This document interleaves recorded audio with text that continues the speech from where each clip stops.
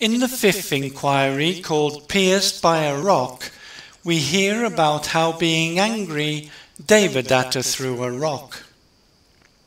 In the past, it seems, the Buddha-to-be was the youngest brother of the children of one father.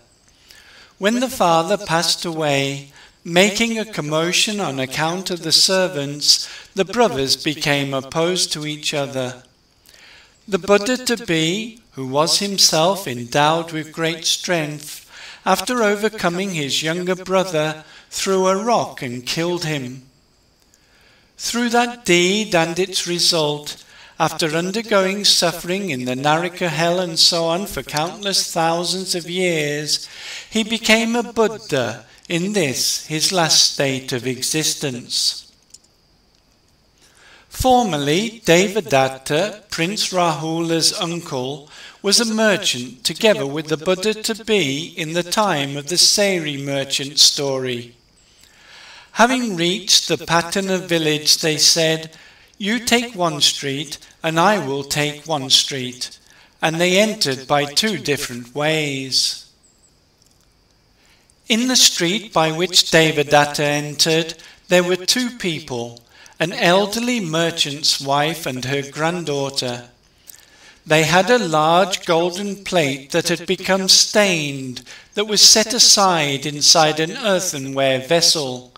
And not knowing it was a golden plate, she said, "Take this plate and give a trinket for my granddaughter."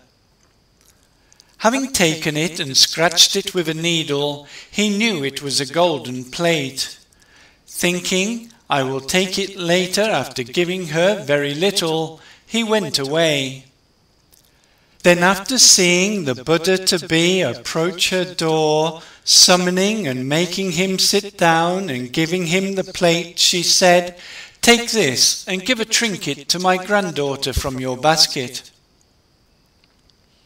The Buddha-to-be, after taking it and knowing it to be a golden plate, understood she is deceived about it, and from his purse he set aside 8 pennies and gave the rest of his goods, and also gave a trinket from his basket to the young girl as an ornament for her hands, and then he went away.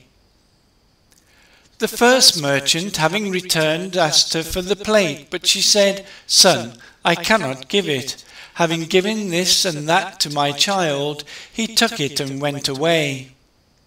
Having heard that, like someone with a broken heart, he ran along after him. The Buddha-to-be had already got onto a boat, saying, "Stop, don't go, don't go." He made a wish, "May I be able to destroy him in whatever state he re-arises." Because of that wish, they harassed one another in countless hundreds of thousands of lives. Arising in the Sakya family in this existence, the Gracious One by and by attained omniscience. While living near Rajagaha, Devadatta went forth in the presence of the Gracious One, together with Anuruddha and so forth, and attained the absorptions. Being famous, he begged the Gracious One for a boon, saying, "Venerable Sir, let the whole of the community of monks undertake the 13 austerities. Let the whole of my community of monks bear them." But the Gracious One didn't give permission. Devadatta was overcome with hatred and lost the absorptions. Desiring to murder the Gracious One, one day while the Gracious One was standing at the foot of Mount Vaibhara, he threw a rock at him while standing at the top of the mountain.